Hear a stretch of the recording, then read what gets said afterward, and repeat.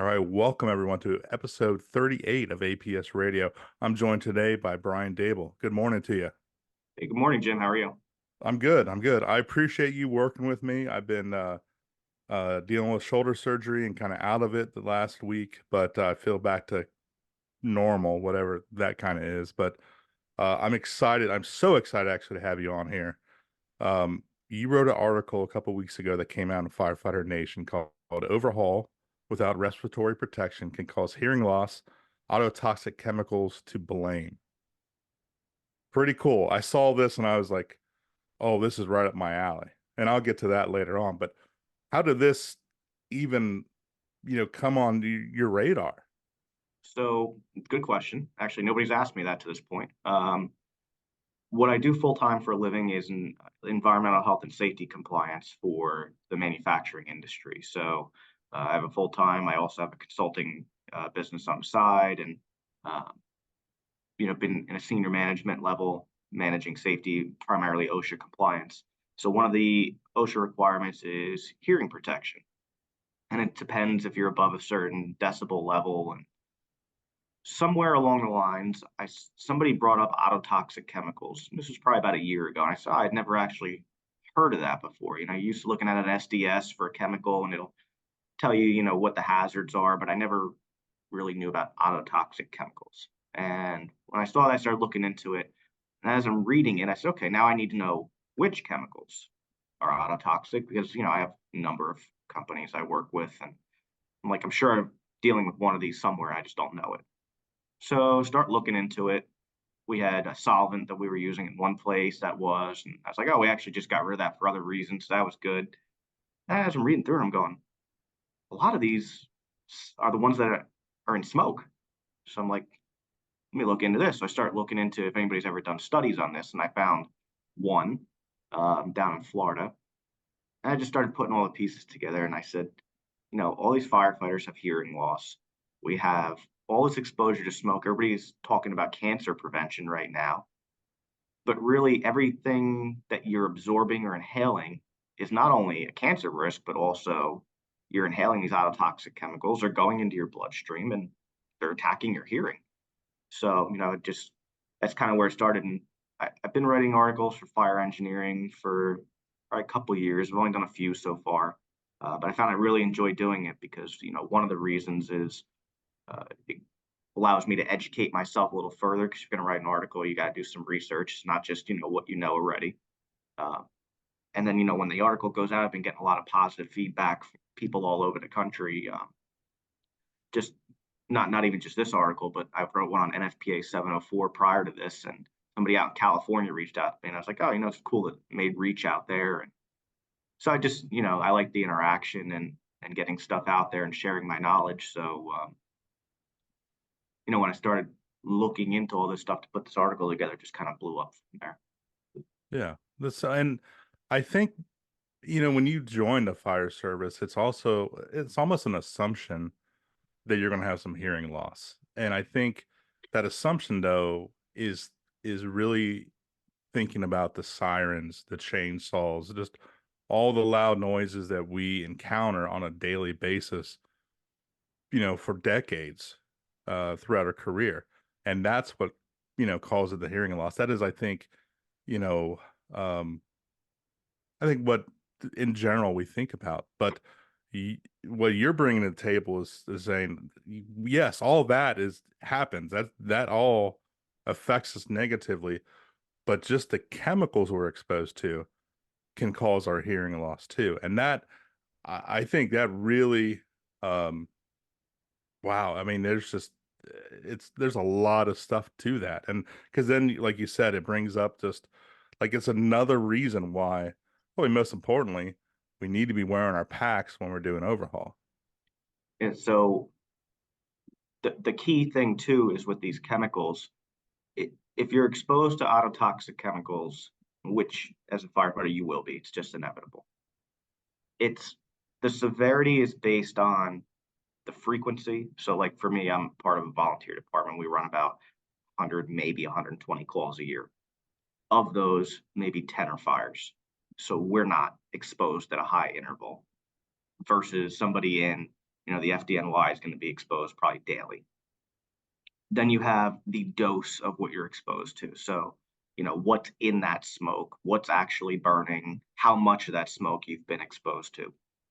Um, there's so many factors, but also aside from that, the autotoxic chemicals destroy your auditory nerve.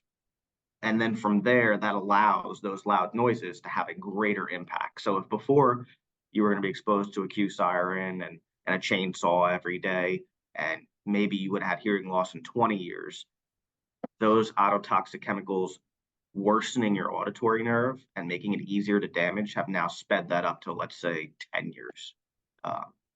And again, that also, those numbers are not solid. That's just for an example, but depending on, somebody like me that's exposed 10 times a year versus somebody that's exposed 365 times a year, that those numbers could be drastically different.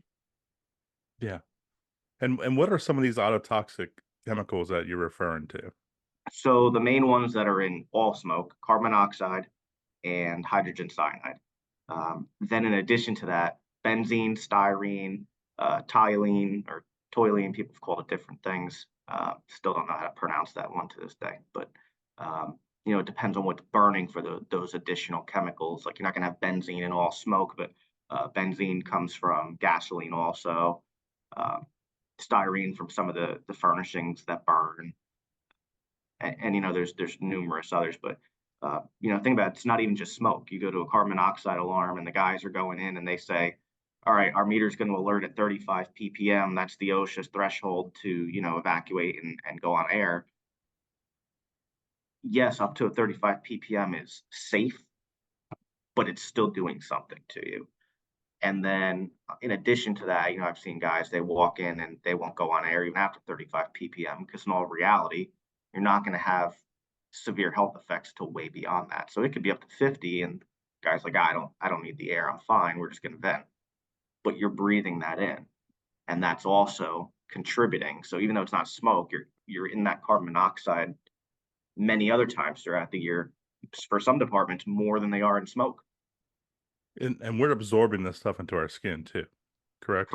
So the two main routes for autotoxic chemicals, routes of exposure, would be absorption and inhalation. So inhalation is pretty clear. That's usually the most severe, goes right to your bloodstream quickest. Absorption, what I tell everybody is if you're so focused on cancer prevention, what you're doing is really adequate to prevent this as well. There's nothing extra you should be doing. Wearing the proper PPE, inspecting it to make sure that it's not compromised, making sure that you use it where you should be using it. And I'll go a step further on that with the respiratory protection. Overhaul is a big one. We could touch on that a little bit too. Gross decon. So that's something that's still new to me. Again, we're a smaller department, so we don't have a lot of fire events, but a lot of departments now are deconning their guys before they get back on the rig. Just basic water and a scrub brush, or there's many ways to do it. Deconning all that garbage off your gear. We had an incident, wasn't even it was a chimney fire, probably first week of January this year. We're coming down the road, and it's just one of those days that the weather allowed the smoke to hang real low, and we're going up for a chimney fire, and we had smoke 3 blocks away, like thick. I'm like, what the hell is going on? This house must be on fire. We get there, it's just this small chimney fire. It's just the way the smoke is hanging. But it was hanging so low and so severe. Our truck, just from driving down the street with the windows down, smelled like this stuff, the cab, for weeks. And we're like, we got to clean this truck out because all that stuff's sitting in the cabs. Now, 2 days later, you go an activated fire alarm. You're sitting in that stuff. It's just, you got to decon it and get it all off of you. Exactly. You mentioned earlier, you mentioned the Florida study.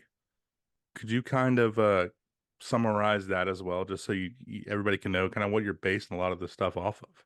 Sure. So there was a study I found in Florida. I don't recall the exact name of the departments. I believe it was a regional study, so it was multiple departments.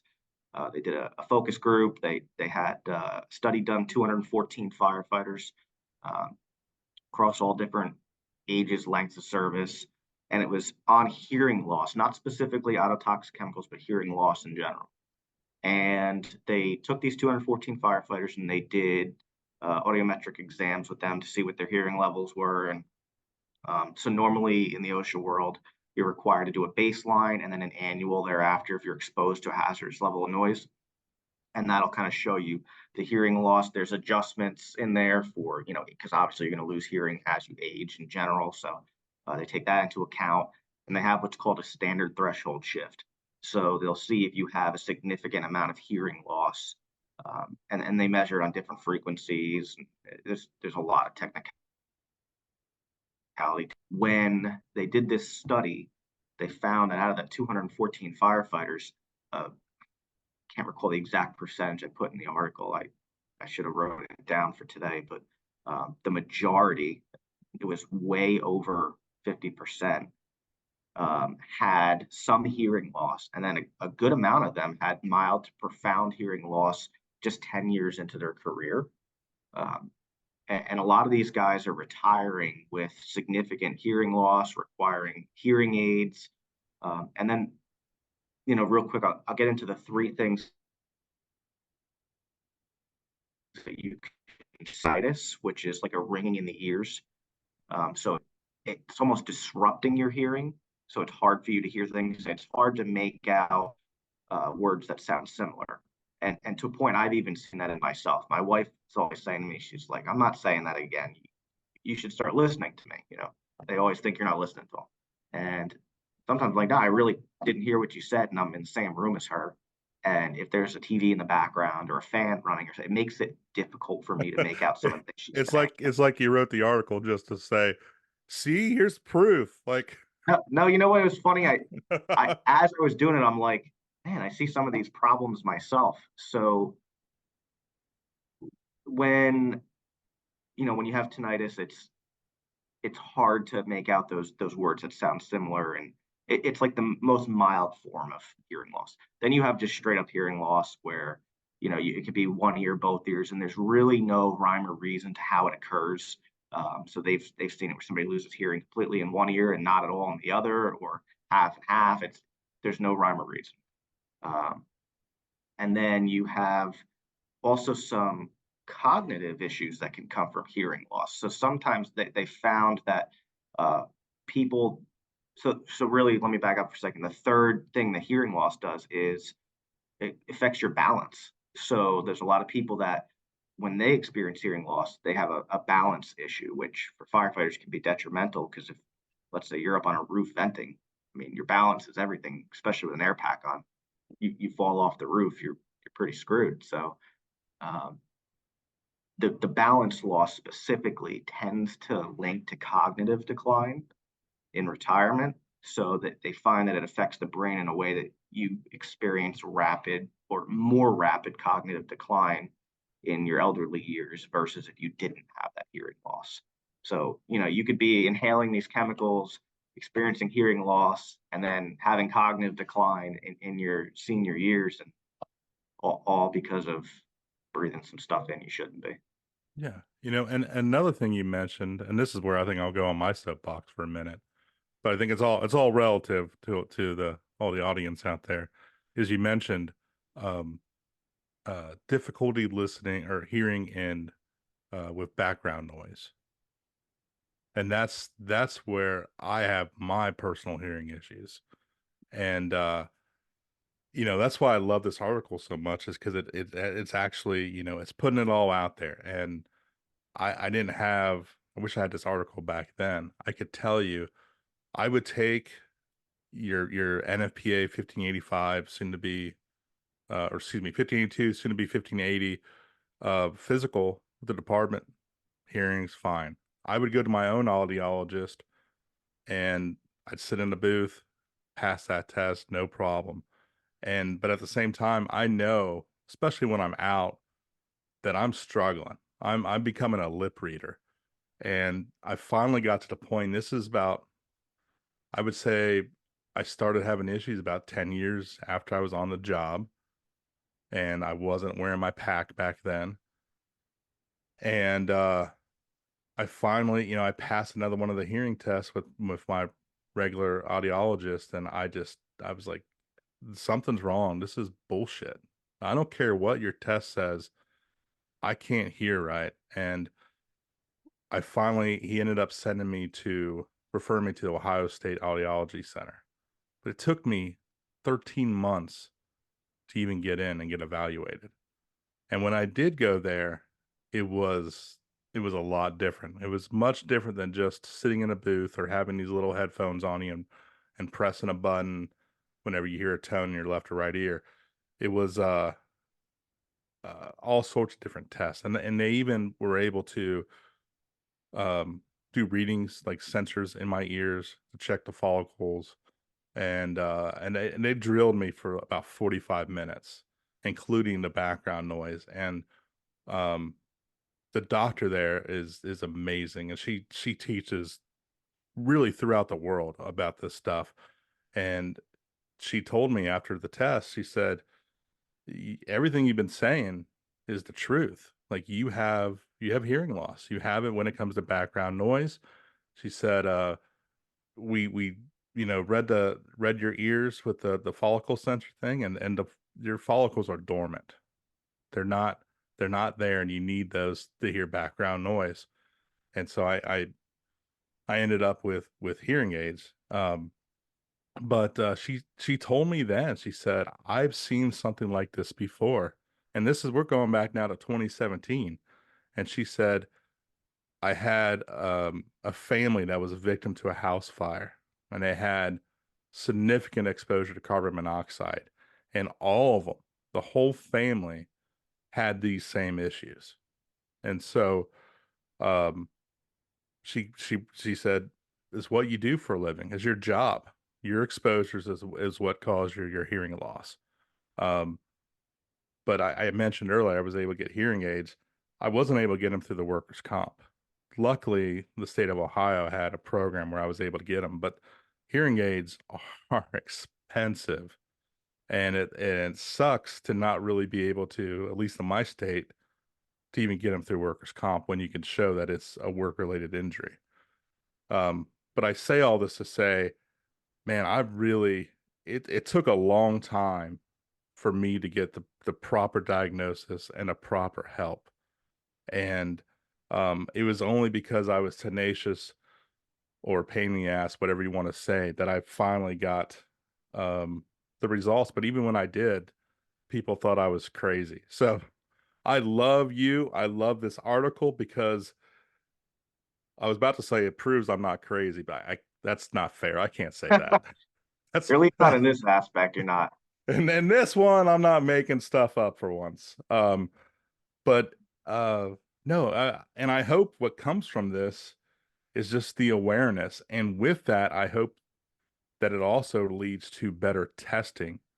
Because again, I was so frustrated passing test after test after test when I knew I was struggling. So I hope that something comes out of this to where there's actually better testing for us. Are you aware of anything else out there that? So there's a few things that you can be doing for, it takes a department that really wants to focus on this to do it because there's no regulations around it. So the other day, I think I told you I did a podcast with Scott Orr for Code 3, and he was asking me about this too. And the funny thing is, OSHA does not regulate hearing loss for ototoxic chemicals. They only require a hearing conservation program and these testing for noise above a certain threshold. They don't mention ototoxic chemicals in there at all. You can monitor for this by doing the same thing, by having that hearing conservation program where you're doing training with the employees to make them aware, providing the proper PPE for those hazards, where you are doing that annual testing to catch it early. So if you have an issue from one year to the next, you're finding out within a year versus 10 years when you have significant damage. The other thing, obviously, that we talked about a little before is using your SCBA. During overhaul, especially, that's when a lot of guys aren't using it. You can bring gas meters in if you think that you ventilated enough that you can go in there and don't need it. If you just put the fire out, you're going to need it. But if you want to monitor for carbon monoxide, hydrogen cyanide, you can determine if you're at a safe level. Um, Third thing would be obviously gross decon, like we talked about, so you're not absorbing it. Make sure you shower after you take your gear off. But the biggest problem with these chemicals is, one, nobody's aware of that. That was part of the reason I put the article together. Um, make sure that people are aware. Now, you said that your workers' comp denied paying for the hearing. Did they deny the claim altogether, or they just don't cover hearing aids? Oh man, you're making me think back. I believe you can get hearing aids through them, but I did not have enough evidence to show that I needed those hearing aids in their eyes. You know, So I don't know how the workers' comp laws work in Ohio because I do New York. I deal with, well, New Jersey, and I deal with New York also. And every state's very different. But normally, a doctor making that statement is enough. Sometimes they can send you to their own doctor, which might be the issue. Again, I don't know Ohio.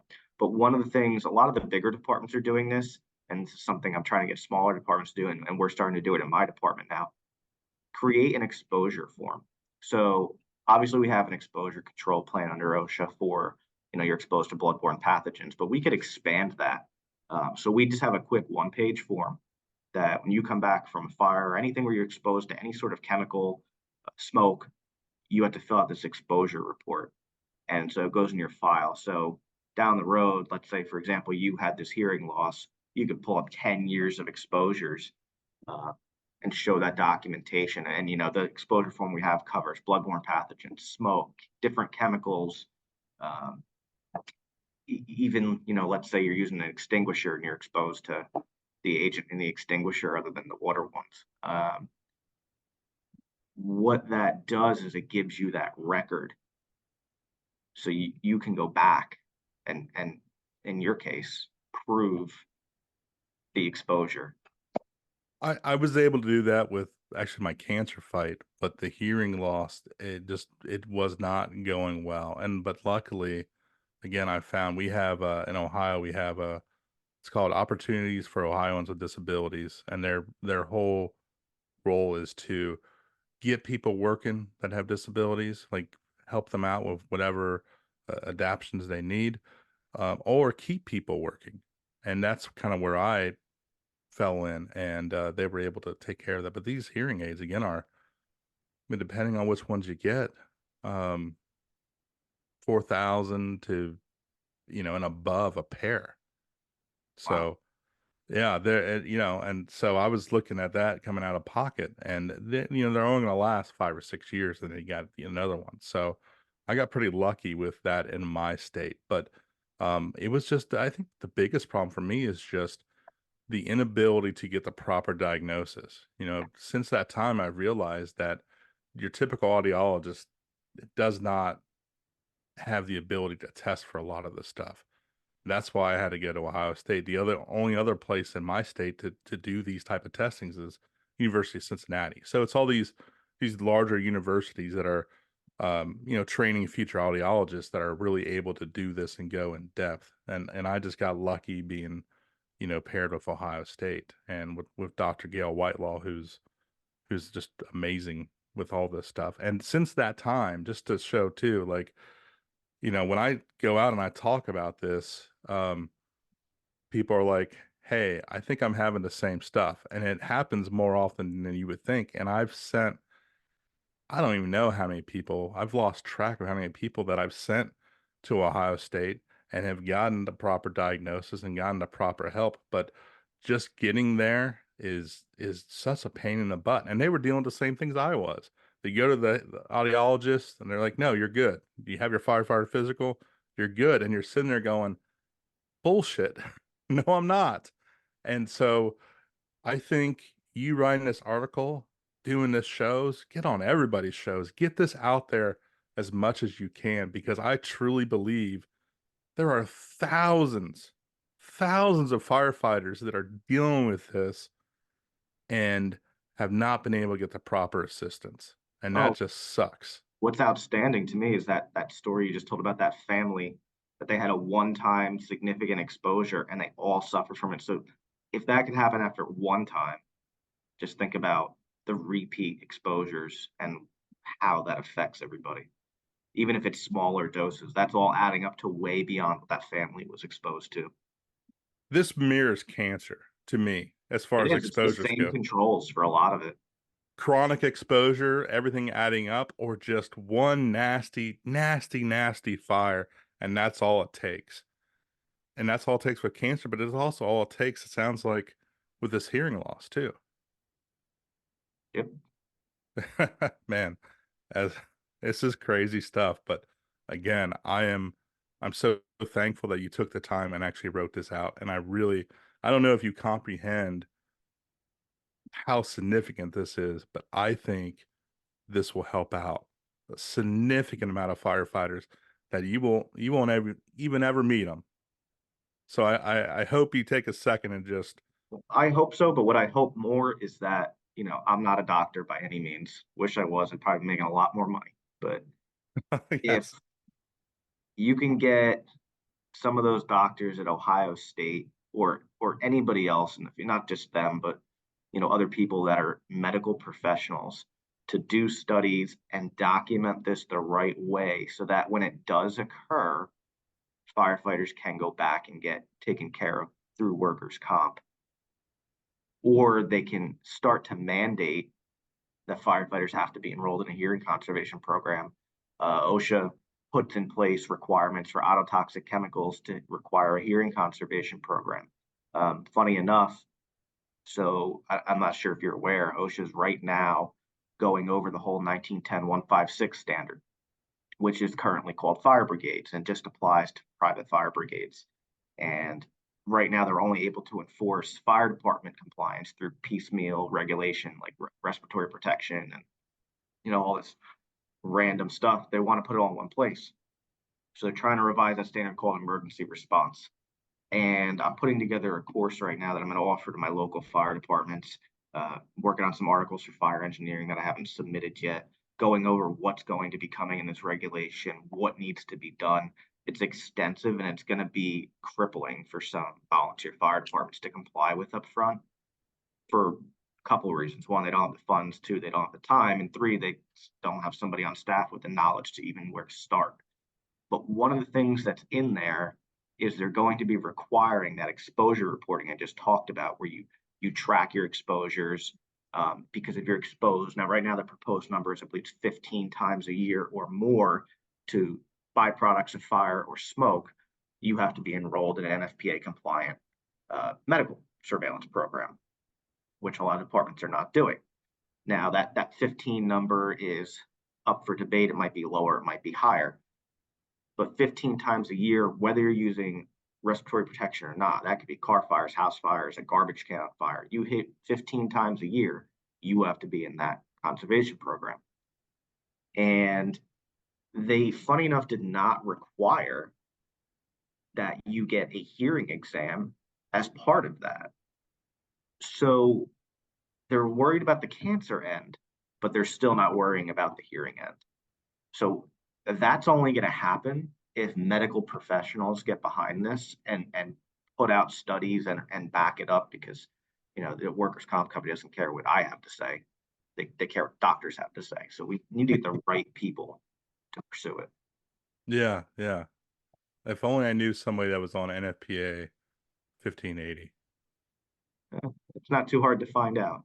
Start Uh, making some phone calls. I'm on it. Oh, That's I didn't know that.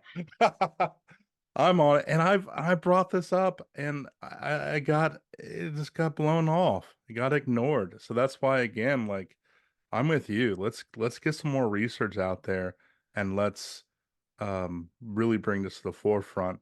And it shouldn't be that big of a deal because, as you said on here, we should be doing the same type of initiatives for the hearing loss as we are for to prevent cancer. They go hand in hand. So, I mean, it's all the more reason to do that. I mean, it's all the more reason.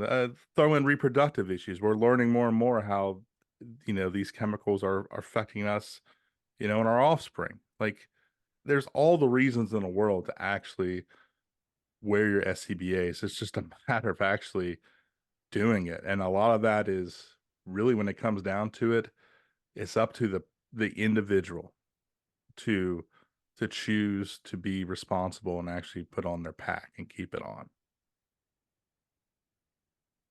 Yeah, I'd like to say I'm not part of the problem, but I know I've done it before too. I think we all have, where you want to conserve that 30-minute cylinder. So when you're standing in the front yard and you're getting hit with smoke, you're like, I don't need this. You might not need the SCBA if you're standing outside, but then move out of that space. Don't just stand there and take it in. And everybody likes to have their gear, they call it, my gear looks all salty or burned up, and you're sitting in chemicals in every run that you go on. That's right. That's right. Or even being the operator on scene or the chief or safety officer. Like, yeah, you're eating that smoke and you have no protection every time. You're right up front and you eat it. And the stuff's going to add up and it's going to pan out one way or the other. There's no avoiding it, I think, at this point. But dude, I can't wait to get the show out there and really see where this evolves and where it goes. But I think you putting the time and effort into this, I applaud you. I looked into stuff years ago and I didn't really get anywhere. So I'm glad you were able to do this, and I'm trying my best to help you get this out there because it is super important. Well, maybe distribute it to your NFPA committee next. Might be a I good place to start. I think I can do that for sure. I have that ability. But man, Brian, I appreciate you making the time for me, working with me. I know I've been a pain in the butt, but and just keep doing what you're doing because it's just tremendous, and all of the fire service is going to benefit from your articles and your knowledge, especially when this new OSHA stuff that's coming out. That's all going to be above everybody's head. So you being able to break that down into what it truly means is going to assist everybody as well. No problem. And maybe we could talk in the future on that too. We could set up some time. Yeah, no problem. Hopefully my shoulder will be good and everything else will be good, and we'll go right into it, man. But with that, I'll let you get out of here. And I should ask, if anybody wanted to reach out, learn more about this from you, what's the best way to contact you? So I'll give you my side business email, the consulting business I have. It's bgdsafety@gmail.com. Um, or Mine Hill Fire Department. You could, if you're local, hit me up at the Mine Hill Firehouse in Mine Hill, New Jersey. Uh, you know, we can go from there. Perfect, perfect. And I think with that, let's get out of here. He's Brian, and I'm Jim, and we'll catch you next month. Take care, all of you out there. Thanks for having me.